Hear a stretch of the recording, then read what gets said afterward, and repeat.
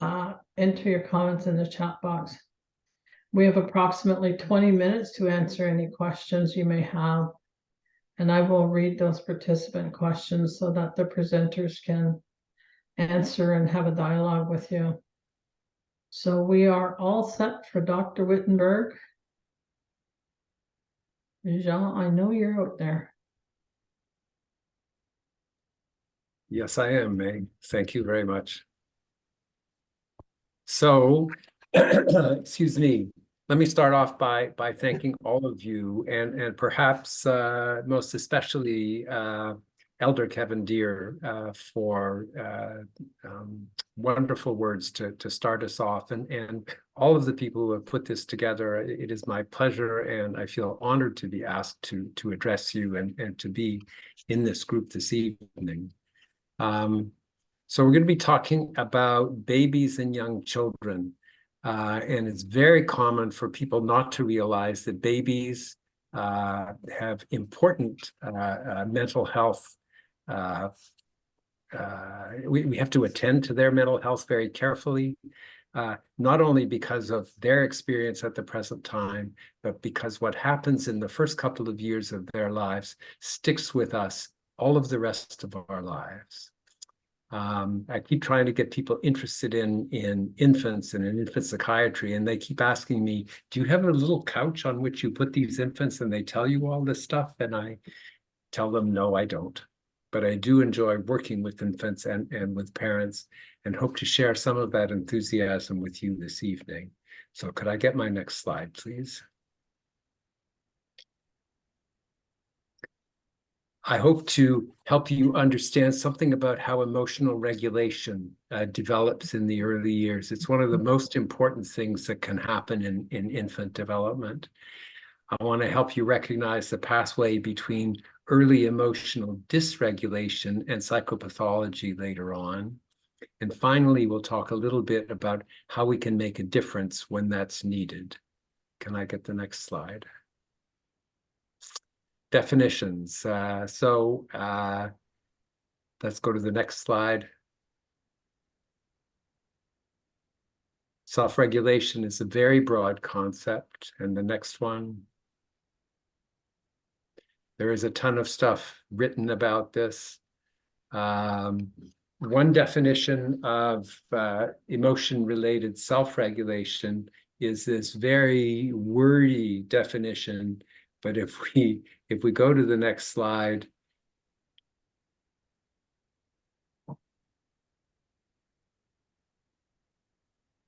we can really think about it as how we manage emotions and how emotions are expressed behaviorally. It's that kind of management that regulation is about. So that means we have to recognize what we feel. We have to decide what it means, what that feeling is telling us. And then we have to decide what to do about it and how to do it. So in a lot of ways, that's what we call executive function. Executive function is really about problem solving. I'm sure you've heard the term many times. And emotional regulation allows us to do that. When we are emotionally dysregulated, our executive function begins to fail. Regulation is also important because it protects our physical and psychological systems. When our systems are stretched, when they're overly stressed, they break down. And we know that physically, there's all kinds of disorders that arise when we demand too much of a physical system. And the same is true of our psychological systems. So if you get excessively stressed, you end up with stuff like PTSD. That we know very clearly. But there's also all other kinds of disorders, both physical and psychological, that arise out of excessive psychological stress. When a system is well regulated, it grows and develops with flexibility and resilience. And to a large extent, we're talking about resilience here. Resilience, I'll come back to the definition of that shortly, but it is a central characteristic of good health, both physical good health and mental good health. Dysregulated systems, on the other hand, grow in response to stress.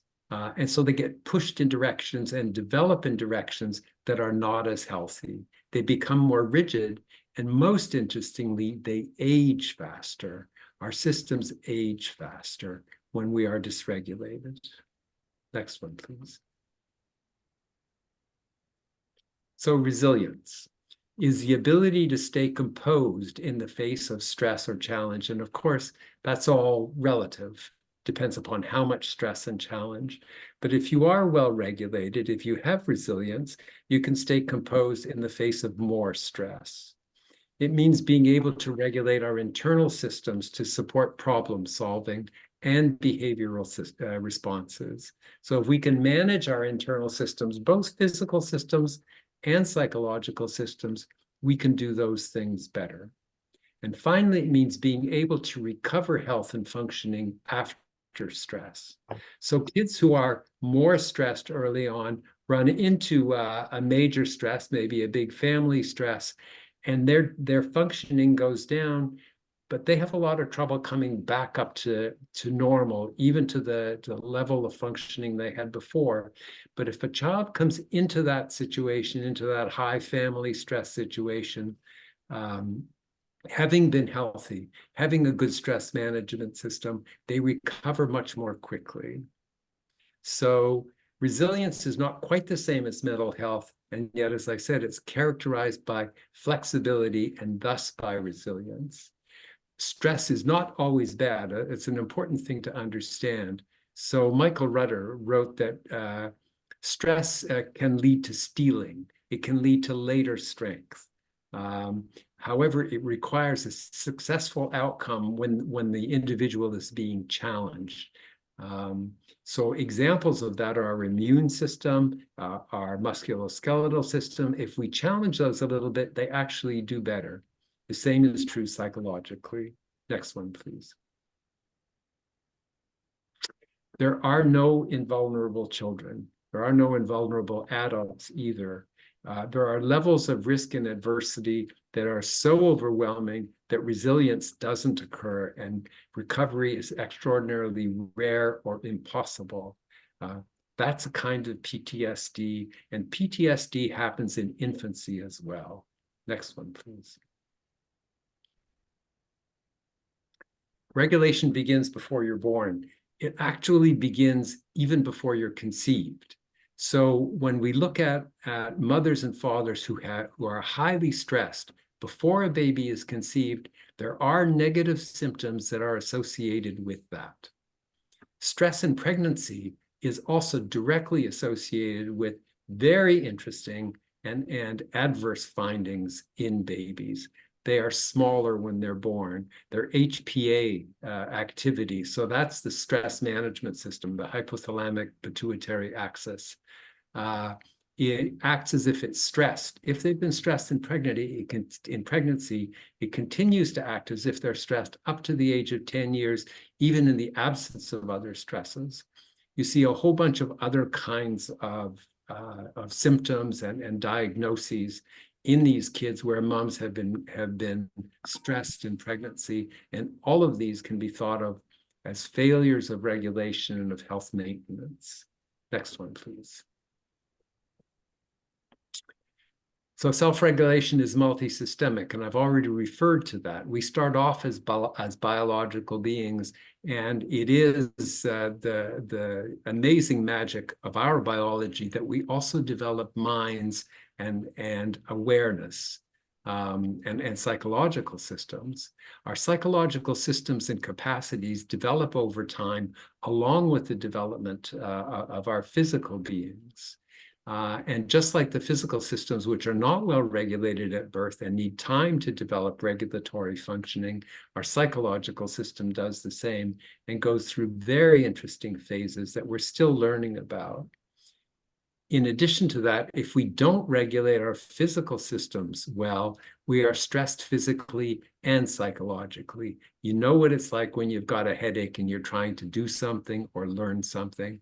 And there are all kinds of physical and psychological stresses that begin to impact early in infancy. Next one, please. So this is a picture of the brain. There's a ton of stuff has been written about stress and regulation and the brain.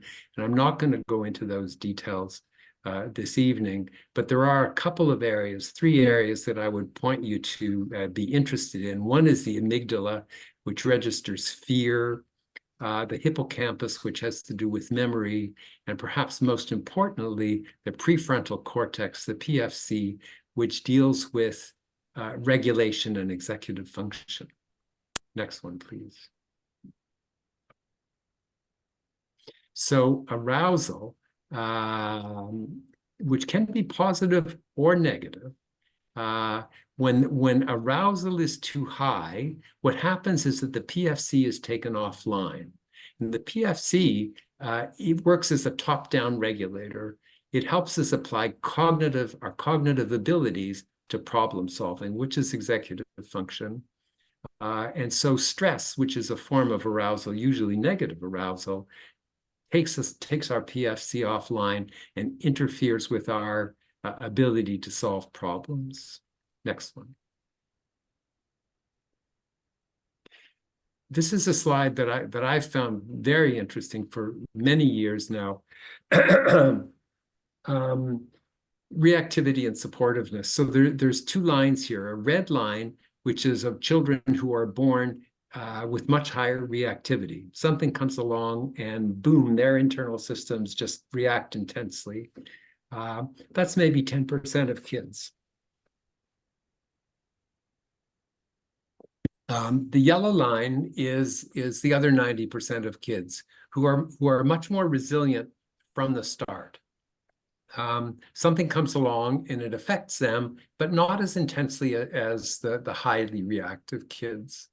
Well, if what that does is actually protect them. So they need some support as they go along, but not quite as much as the kids on the red line.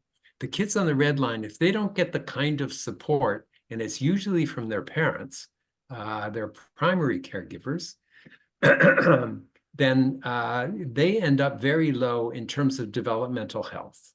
They end up with psychopathology, they don't learn as well. There's a whole bunch of negative things that happen. But if they get good support, those kids end up as leaders. They exceed the low reactivity kids. And I think that's because, first of all, they're very sensitive to the environment. And because of that, they're challenged to solve more problems. And the result of those things is it gives them greater capacities. So what's really important to take away from this is the importance of the supportiveness of the environment to young children and what it predicts about future capacity and functioning. Next one, please. So early childhood neglect and abuse, that's talked about as related to mental health in the same way that cigarettes are related to lung cancer. It is a huge scourge, a huge cause of terrible mental health, as well as terrible physical health over the lifespan. So if you've been exposed to neglect and abuse in infancy, you're 7 times more likely to have cardiovascular disease and 10 times more likely to have mental health problems. If the duration of the neglect is increased with increasing dysfunction to the HPA system, so the longer the neglect, the more the HPA system is affected. And also, the longer the maltreatment and the earlier the maltreatment, the more you end up with a smaller brain. So adversity is also a characteristic of low socioeconomic status. People who are poor are more stressed. And those things can be detected physically by the age of 3. There's a lot of evidence that intrauterine stress predisposes to lifelong vulnerability to stress and disease. Next one, please. So you know about the ACE studies, I imagine. And so if you have more adverse childhood experiences in the early years, you're more prone to get all of these disorders, a whole lot of mental health disorders, a whole lot of serious physical disorders. What's not on this list but should be is cancer. So there's a lot of negative stuff, both physical and mental, that comes out of adverse childhood experiences. Next one, please. And these are all about stress. These are all about stressing us psychologically and physically. That's what happens in those first couple of years, even the first 5 years or so, that leads to very significant impacts on our lives all the way through. Next one, please. Let me show you just one of the ways in which this happens. So this is a drawing of a chromosome with 2 strands of DNA. And on the ends of the strands of DNA are little caps called telomeres. Next one, please. So the tips, these telomeres get worn away by stress. And there was a very interesting experiment in which they looked at the people who had low childhood socioeconomic status and compared them to kids who had higher status. The lower status kids were more stressed. When you looked at their telomeres, they were more ragged, they were more worn away. And then if you expose them to a virus, almost twice as many of them got the virus and got symptoms of it, as opposed to the ones who didn't. So this is one of the ways that early stress affects us very clearly physically. It also does that psychologically. Next one, please. If we look at telomeres in kids who were in Romanian orphanages, it was very clear that their telomeres were related directly to the amount of time spent living in a stressful environment. Exposure to violence in childhood, especially if it's more than one kind of violence, is associated with shortened telomere length. But, and this is interesting, sensitive and contingent responsiveness by parents is associated with fewer symptoms, better DNA findings, so longer telomeres, better physiological regulations when kids are faced with adversity. So if kids are faced with adversity, but they have somebody there to support them and help them with that, they do better. Next one, please. The attachment system, we know it's about what we call security and insecurity, but really that's another way of talking about stress. It's how do parents respond to their children's stress to help them learn how to develop a good stress management system within themselves. When parents are responsive, sensitive, and reasonably quickly responsive to kids' distress, kids end up being secure.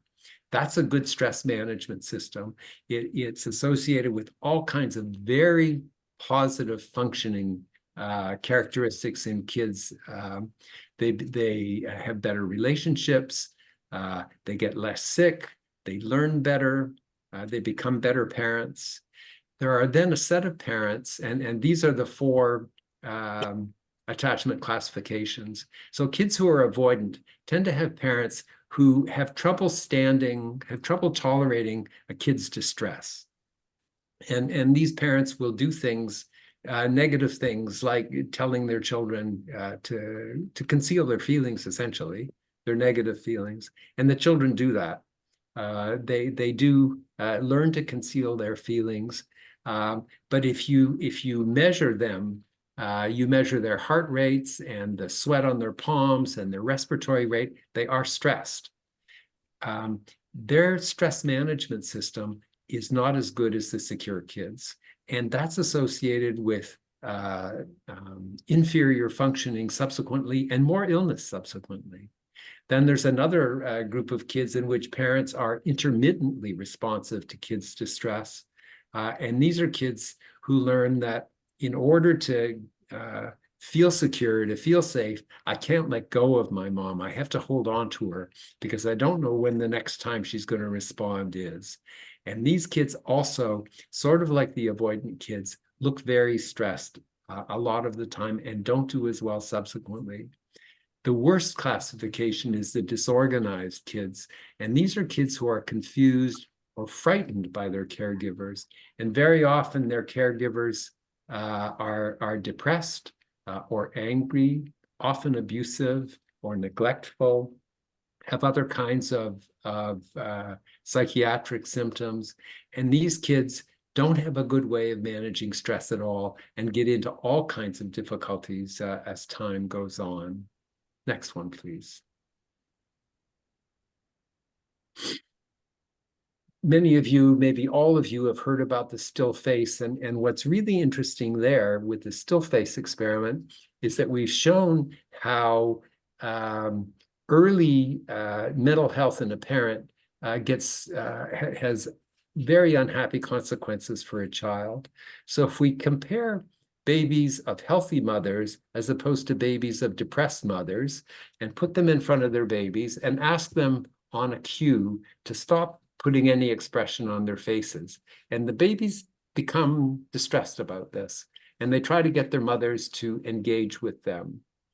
Babies of healthy mothers will turn away, as will babies of depressed mothers, because it's a way of managing their own feelings, managing their distress. If they don't see their mother not responding, it's easier for them.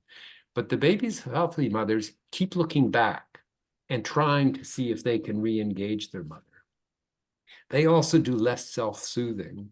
So babies of depressed mothers have learned to soothe themselves because they can't count on their moms to do it for them.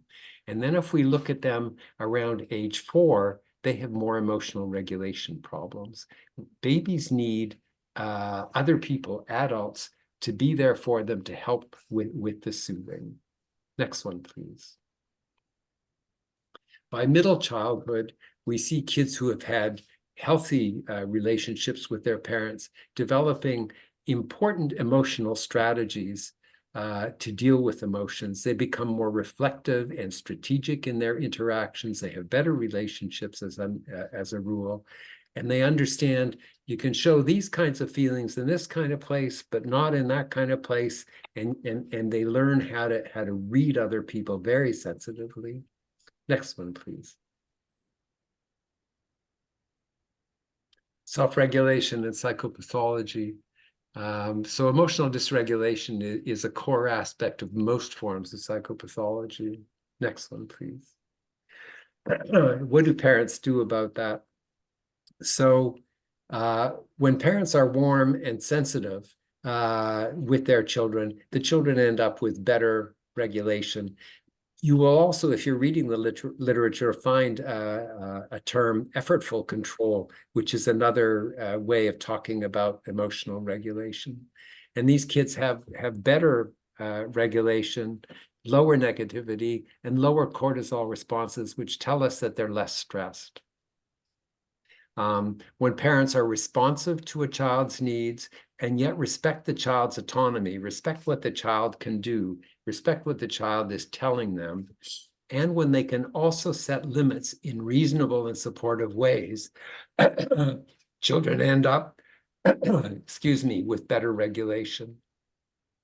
Very important to be able to find a positive response in a parent to a child's negative emotion, and for the parent to offer some emotional coaching. Again, you end up with better regulation and less negative emotion in the child. Negative emotions are usually, when they're pervasive and more intense, are associated with psychopathology. When parents respond negatively, it's like it multiplies children's negative emotions.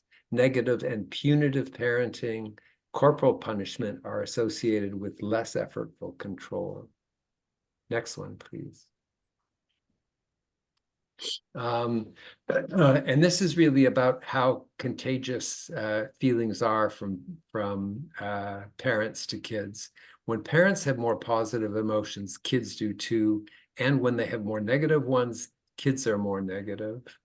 And if there's a greater ratio of positive to negative, the children end up with better regulation 2 years later. Next one, please. If we look at children in families who are struggling with adversity, we find that first of all, emotional regulation is pretty stable from the age of 12 months. What you've learned about being able to do that in your first year sticks with you for the rest of your life. And what's interesting about that is that it's pretty much the same as attachment classifications. They also are stable around 12 months. When there's more adversity in the family, there are lower levels of emotional regulation. There's higher levels of externalizing disorders, so the aggressive, disruptive kinds of disorders, but interestingly, not internalizing problems. It may be that there's more difficulty recognizing internalizing problems. Maternal sensitivity, so awareness of children's distress, is associated with emotional regulation at all ages, and mothers' struggles with depression and anxiety are associated with less sensitivity and less emotional regulation. Next one, please.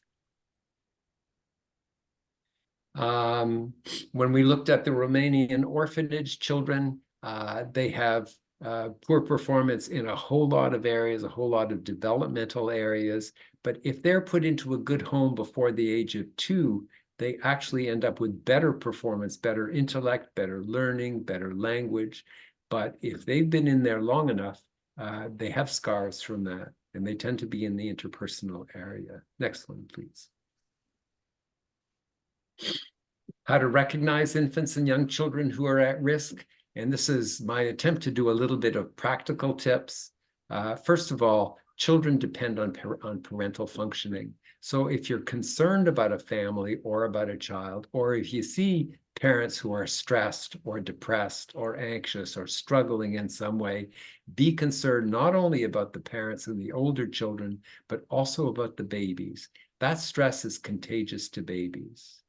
Do parents recognize infant distress? Does the child cry a lot? When the child cries, how does the parent respond? Does the child become detached? That tells you that the child has learned not to expect a response, not to expect consolation. In association with that, look at whether physical care and nutrition are adequate. They're tremendously important.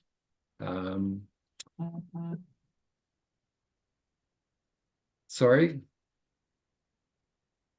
I thought I heard somebody saying something. I don't know what my time is like. I'm going to try to speed through this as quickly as I can. You still have, yeah, you still have time, Jean. I think there was a buzz somewhere. We weren't cutting you off. Okay, thanks, Meg. Another way of looking at this is to see is child development on track, and most especially, how does the child respond to parents and to others? So important for children to feel that there is someone that they can turn to for help. It can make all the difference in terms of being able to deal with stress. And does the child show symptoms of stress? You should be familiar with, what does PTSD look like in young children? It looks different than it does in older kids, in youth, and in adults. Or do they have complex developmental trauma? And that comes from ongoing stress, which pushes their system to the limits of how they can cope. You can look up those things and find out what the symptoms are, what the signs are, and identify those in even very young children before the age of a year. Next one, please. Foster care interventions. This is very interesting. There are 2 that I found that have promise. One is called a multidimensional treatment foster care for preschoolers, and in this, what they did was they trained caregivers how to respond consistently and contingently. Contingently means close in time to the time that the distress is expressed. And the other was improving caregiver ability to detect signals of distress and to respond sensitively. And in both cases, there were very significant positive outcomes in these kids in foster care. Can I have the next one, please? So the treatment children have normalized morning cortisol levels. Kids who are highly stressed have very high cortisol levels in the morning. And the kids who went through these treatments, where their caregivers went through it, had normalized cortisol levels. And you also see more secure attachment and, very interestingly, more successful permanent placements for these kids who are better regulated. So that tells you something about how they are behaving. Next one, please. So most psychotherapies are based on establishing a relationship that has regulating characteristics. And the parents, the caregivers, and the children begin to develop and learn self-regulating strategies in that. Mindfulness meditation is being included in a lot of other therapies now and is very helpful in terms of helping with regulation. It's interesting that it's both the experiential part of the therapy and the cognitive part of the therapy that seem to have effects, some in the top-down executive functioning aspects of regulation, but experiential aspects also change our brains in the bottom-up, the things that evoke the strong feeling processes. Next one, please. So Baby Love, and this is a plug for work that I do, is a preventive attachment-focused intervention. And we work with groups or individual parents and babies up to 14 months of age.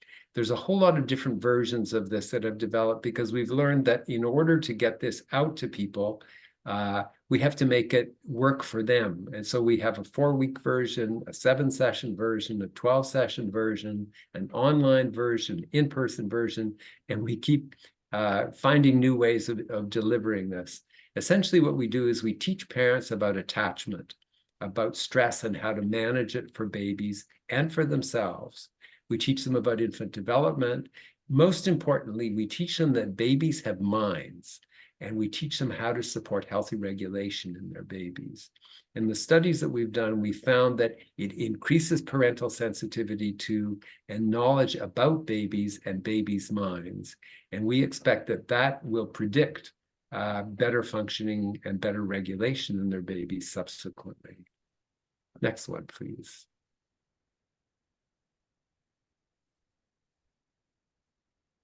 And the next one is for Chai. So thank you very much. Yeah, I think you're done. That was very interesting. So if you have questions for Dr. Wittenberg, you can put them in the Q&A. The Q&A box is actually empty right now, so don't be afraid to use it.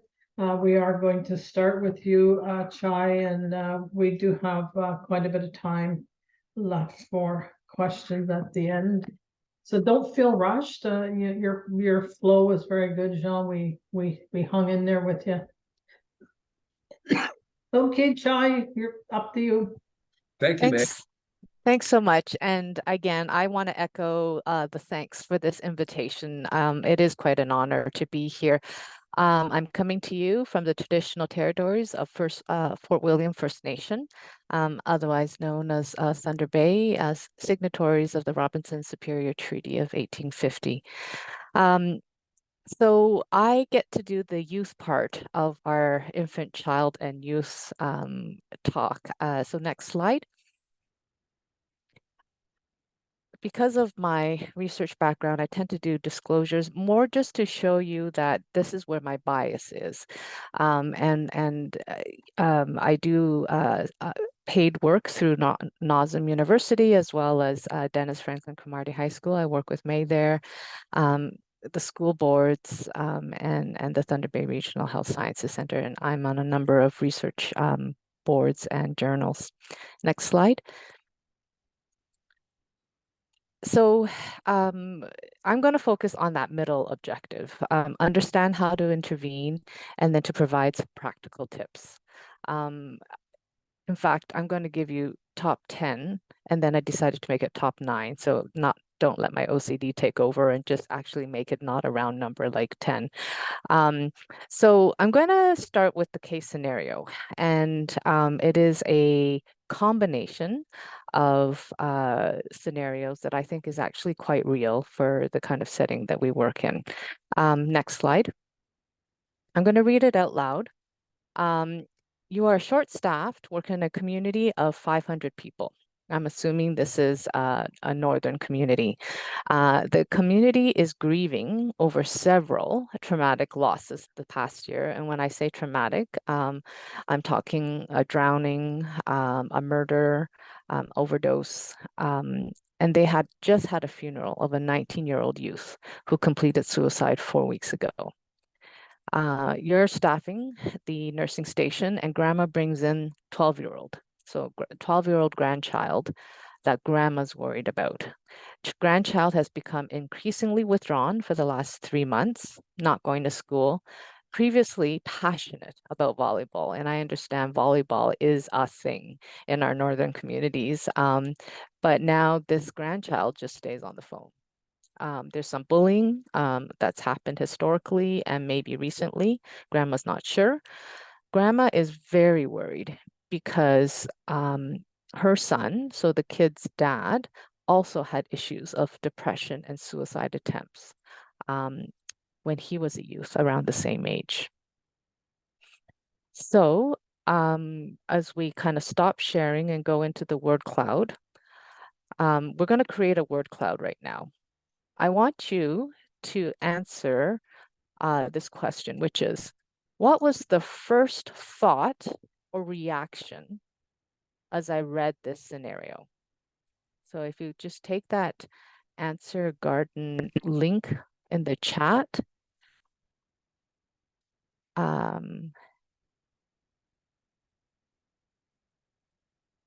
Okay, yeah. So if you can type in your,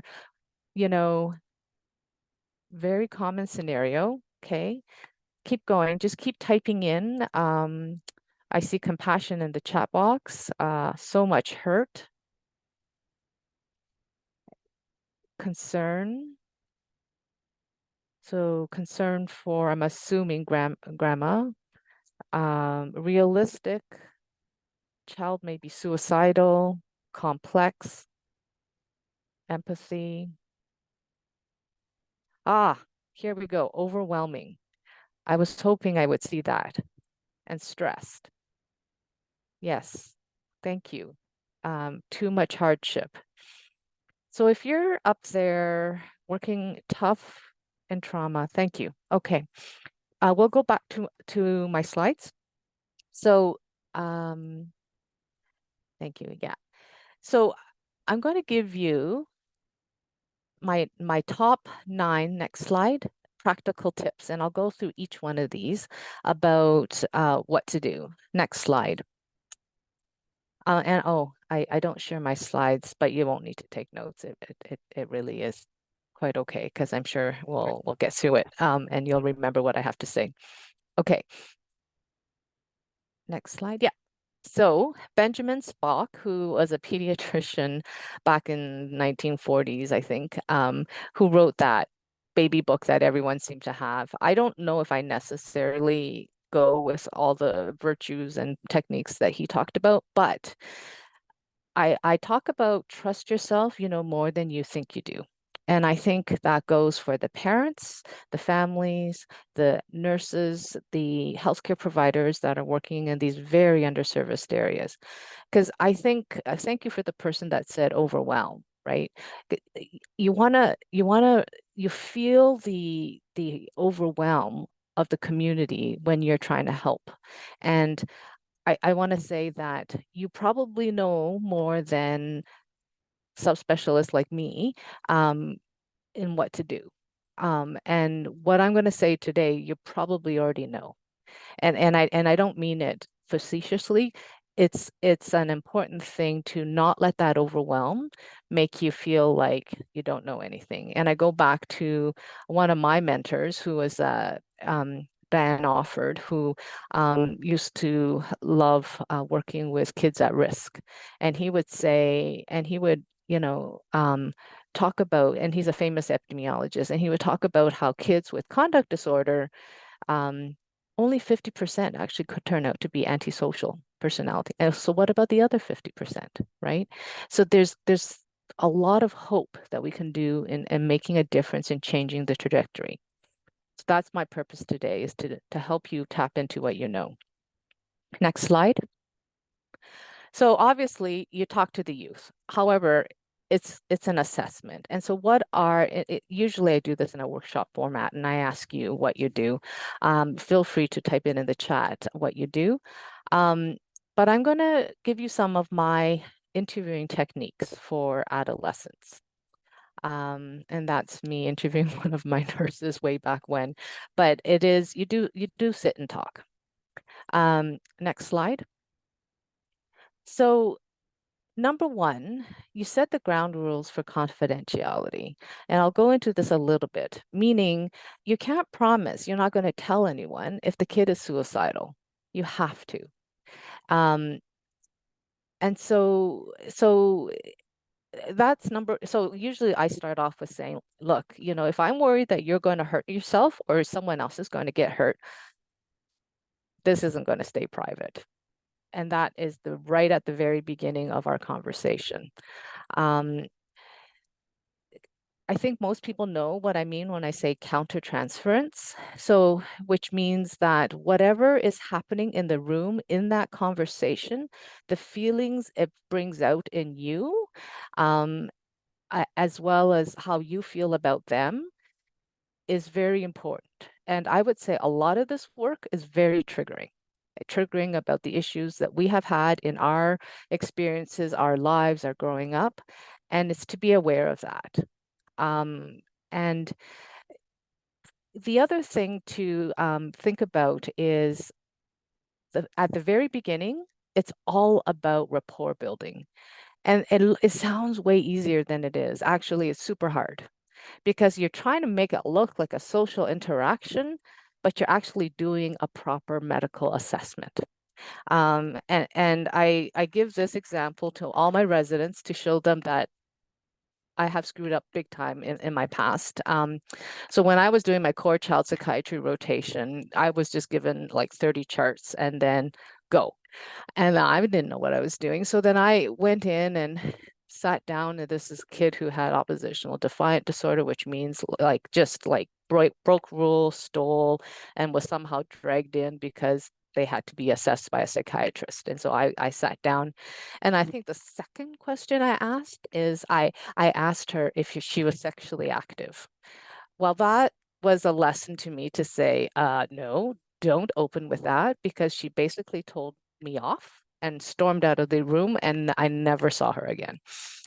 So don't do that. Don't lead with that. But what you're doing is you're leading with all the social stuff, all the social chit chat, or what I would say to my residents, social history, right? You know, what grade they're in, what school, who lives with them, who are their friends, what are they passionate about, what do they want to do when they grow up? It sounds like it's kind of like you're just chit-chatting, but you're actually developing a little bit of rapport. I try not to get too authoritarian. Comes in like this and they're like, I don't want to talk to you. I don't go there and say, well, uncross your your arms and make sure you sit down. I don't do that, right? So I kind of I try to take a bit of a softer approach, and then being familiar with developmental norms, right? And Jean was great about describing the impact of the infant. And I'm going to go into this a little bit about often the kid that you have in front of you or the youth you have in front of you is not the age that they are developmentally. And so half the battle that I do is try to figure out, well, what age are they developmentally? Because that's how I have to pitch my language, if that makes any sense. So I share these cartoons because I love this cartoon, right? So this is way back probably in the early 90s when it was created. So that's why the communications by email, not by text, by phone or social media. Okay, next slide. So how do you deal with resistance? I love teenagers. I love it because, you know, there is no hiding. behind things. They're just totally out there. Next slide. So the ultimate uncooperative adolescent is pictured here, in the way that he often interacts with the world, right? So what I try to do with an adolescent who isn't talking, or who doesn't want to be there, or doesn't want to be because remember our case, grandkid got dragged in by grandma. Grandkid didn't come asking for help themselves, right? So I try to find the hook. All right. So like, for example, okay, you have to be here. Grandma's really worried.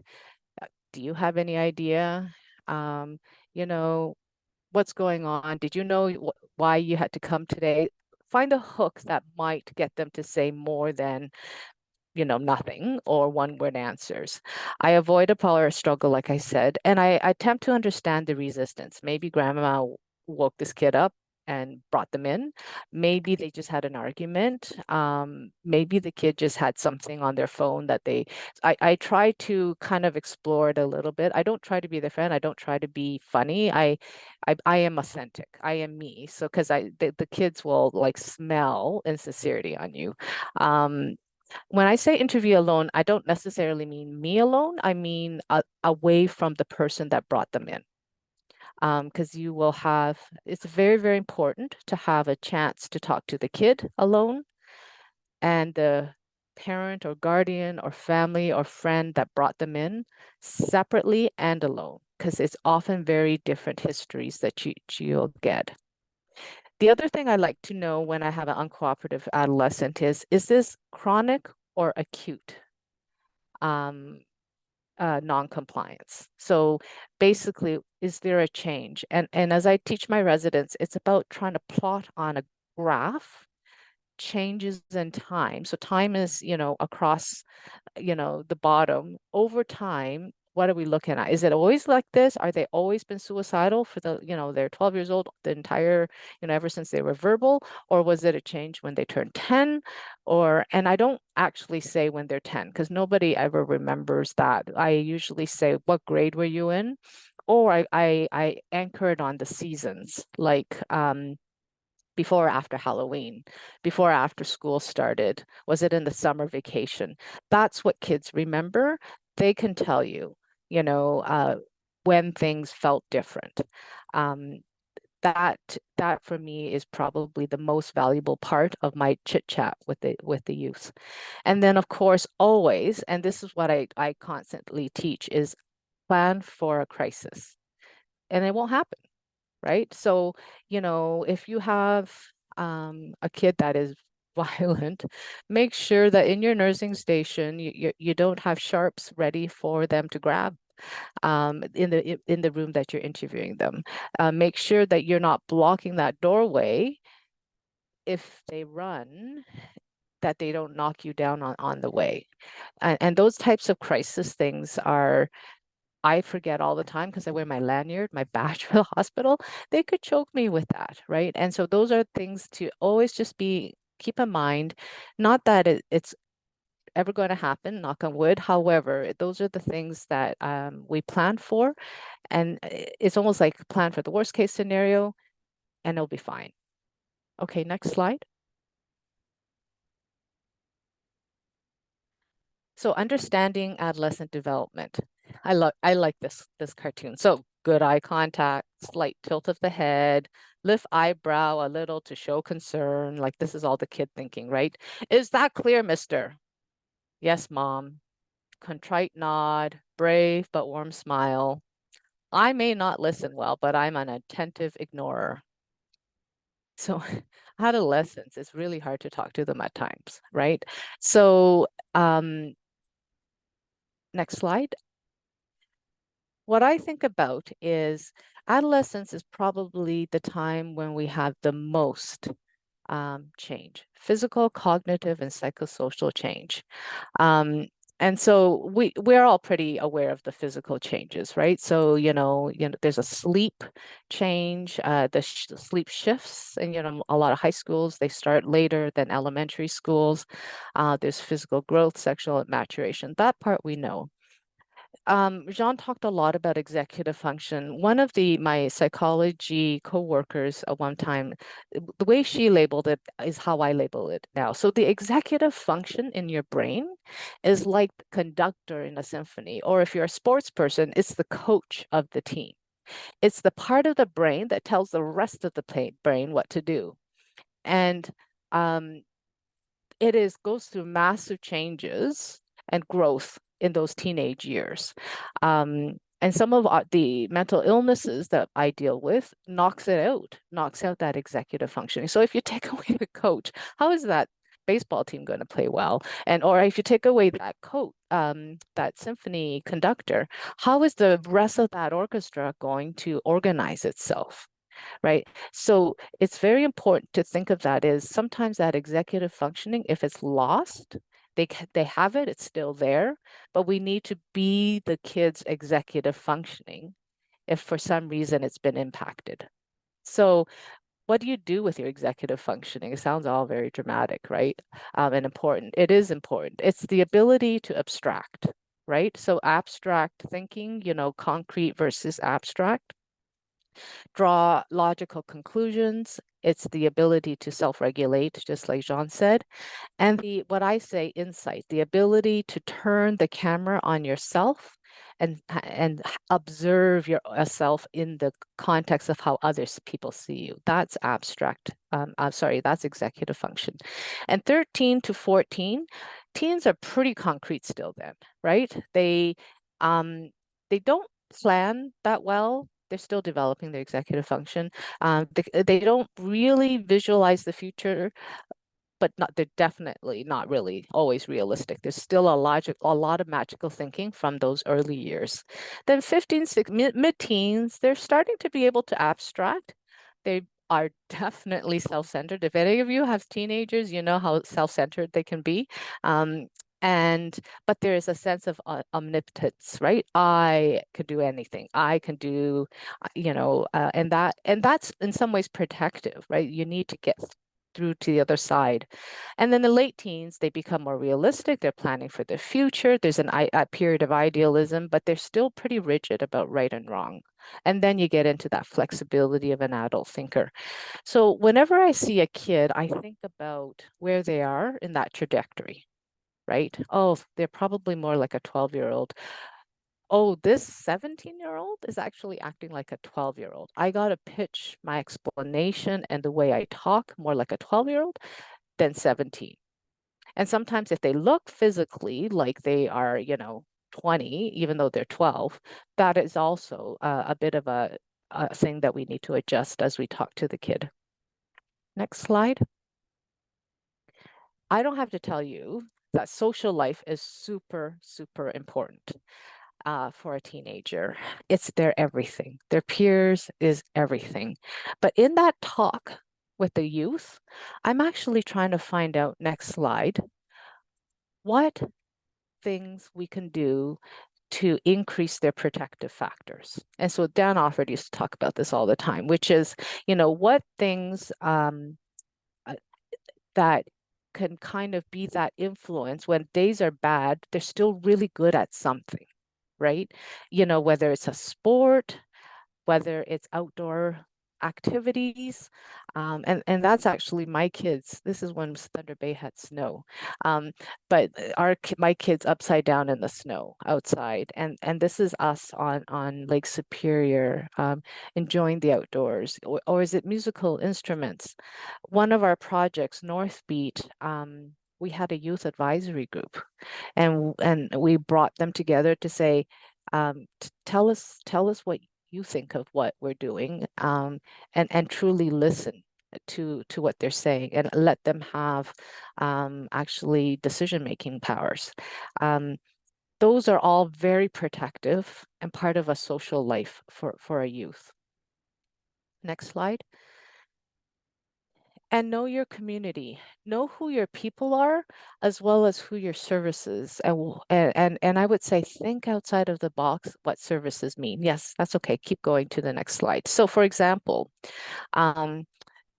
you know, flying them out to see me is probably the last resort, because that can be, if this kid is suicidal, we need them to feel connected and someone, and that they're attached to someone and people and a network in the community. Flying them out to see me at the hospital isolates them even more.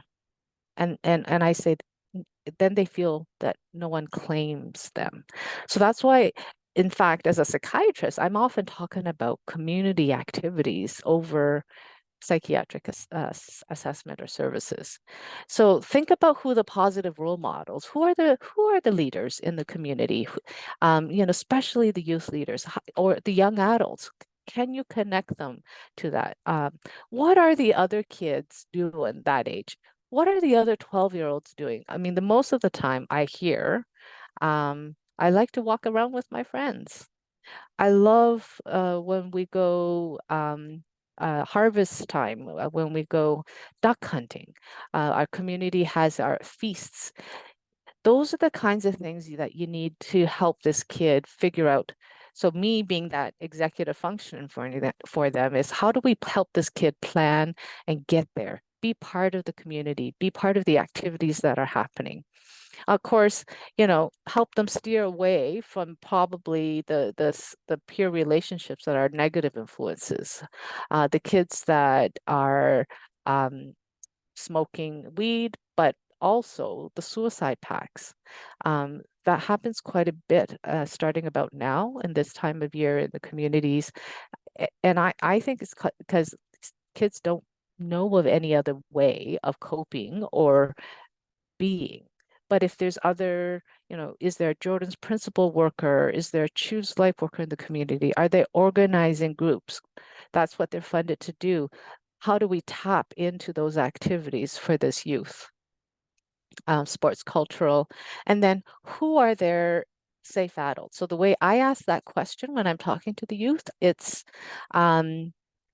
you know, hey, I'm going to ask you a bit about growing up experiences just before all this started. Even if they're like 7, I still say that, and they still think they're pretty mature, and they're going to tell me about growing up experiences. And so I say, you know, what do you think of your childhood? Who do you, you know, what was mom like? What was dad like? Or whoever it is that they're living with. And then I say, if you were hurt, who would you turn to for help?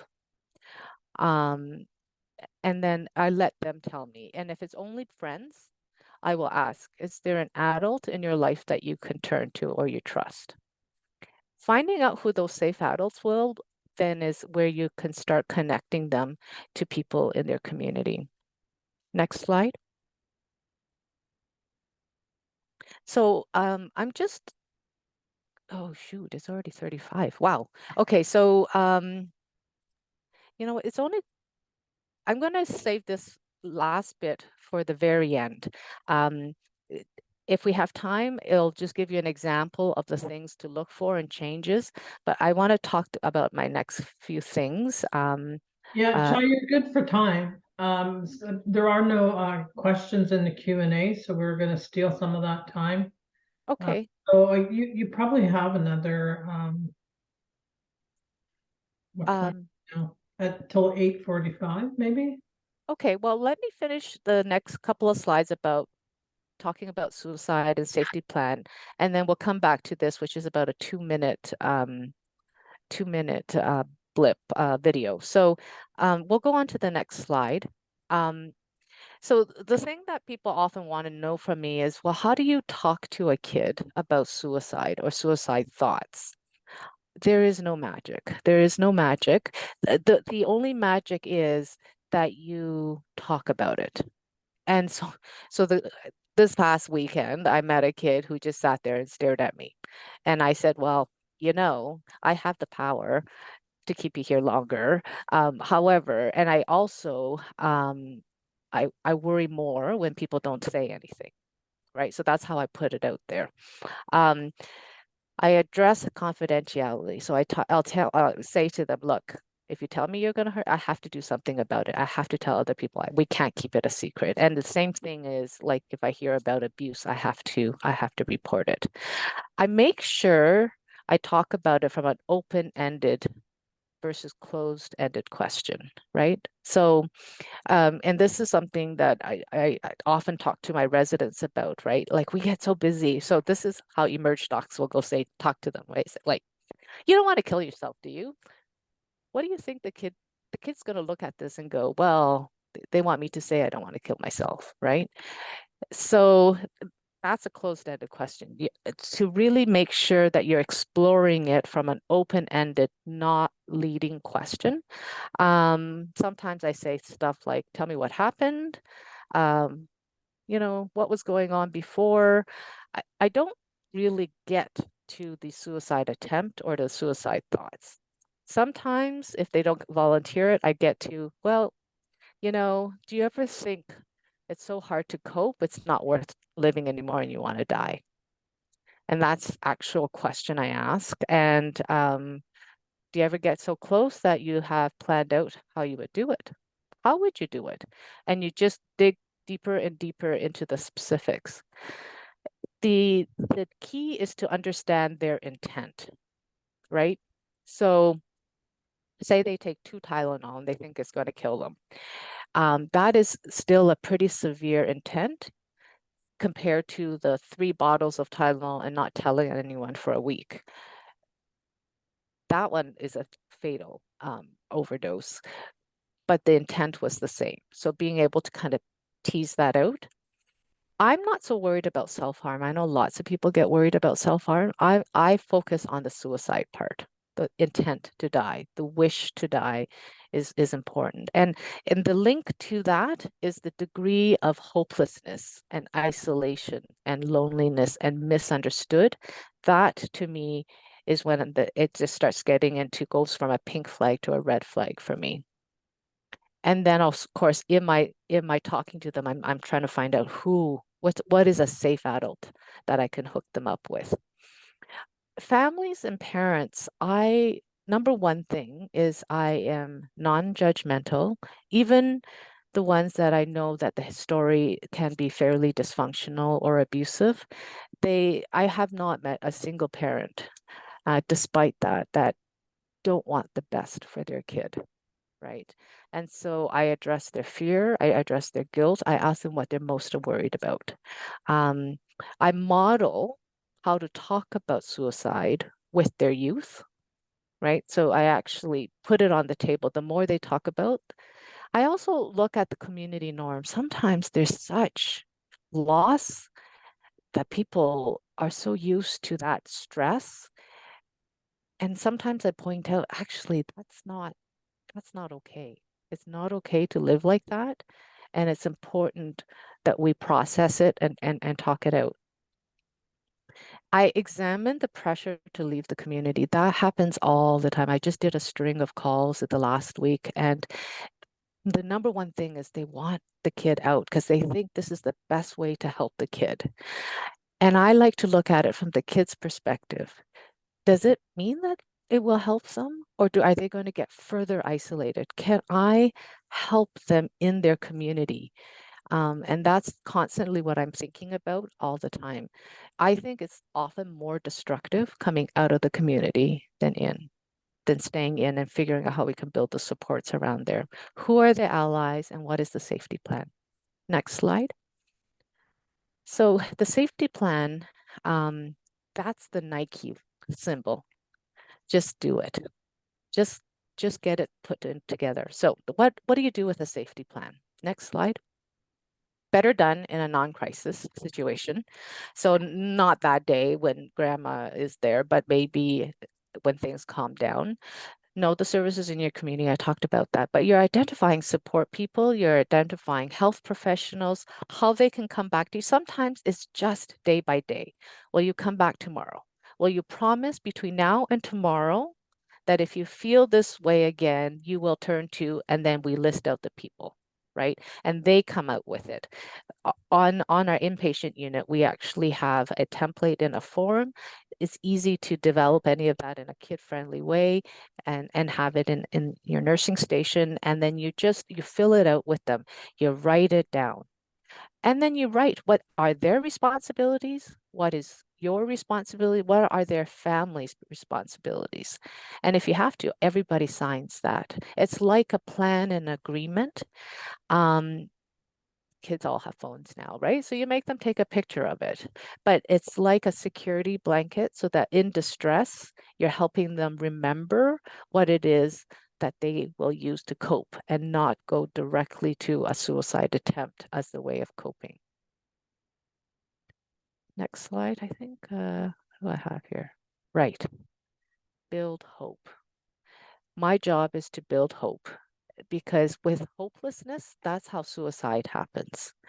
But if I can show them that there is a protective factor that they can turn to, a person that they can turn to, that is the key to decreasing, and maybe that kid does need to see me, the 12-year-old, but they don't have to leave the community to see me, perhaps. Maybe we can do it by telepsych, or we can do, they can come, but they see me in my office. They don't get admitted to hospital. They have a little shopping trip and then they go back home, right? There's maybe other ways to do that than a straight admission. Let's go back, Tanya, to that. If we have time, let's show the video now. So this is resource that I can share. It was designed for psychosis, but I think the content is actually quite relevant for what we're talking about. So these are just select play questions. to learn. Sorry, it's okay. That was my voice. I don't want to hear my voice anyways. This is just what you say and what you look for when you're worried about a kid and you think it might be due to mental health. Okay, go ahead. It's important to watch for changes in behavior, thinking, and mood. Watch for changes in behavior, like always sleeping or never sleeping, a loss of interest in doing things they previously enjoyed, such as seeing friends and taking care about how they look, pacing or trouble settling down, arguing more, angry or short-tempered, laughing or talking to themselves. In terms of changes in thinking, look for trouble concentrating, remembering, or making simple decisions, having persistent obsessive thoughts, thinking that people are making fun of them, following them, or watching them when there is no evidence.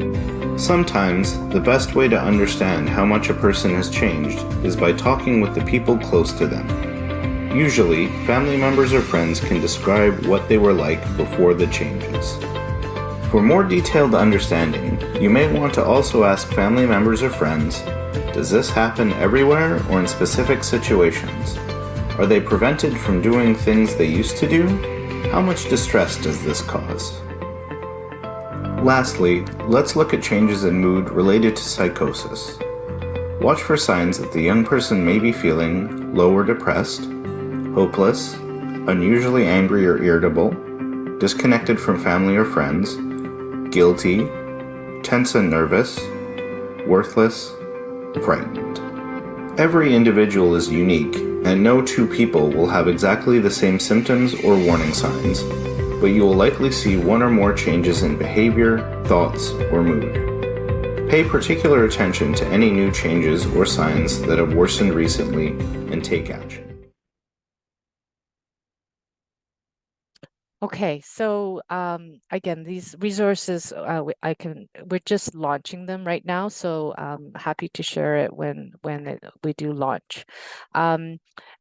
Let's end with a word cloud, since and maybe people start thinking of questions. How do you feel about the case scenario now? So instead of having to project slides again, I'll just read it out loud and then we can maybe go to the word cloud, right? So you're short-staffed, a community of 500. The community is grieving. Grandma brings a 12-year-old she's worried about, increasingly withdrawn, not going to school, loved volleyball, isn't doing volleyball anymore. There was bullying. Grandma's really worried because there's a genetic history. The kid's dad also had depression and suicide attempts at the same age. How do you feel about the case scenario now? Go ahead and click the link and type your thoughts.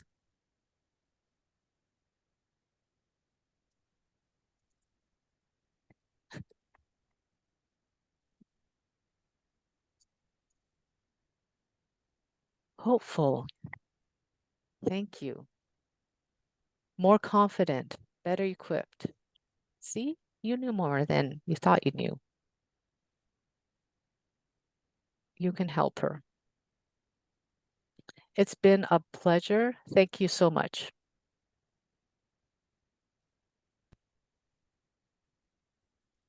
Okay, that was great presentation. You know, for someone who's worked in a high school for 20 years, like it's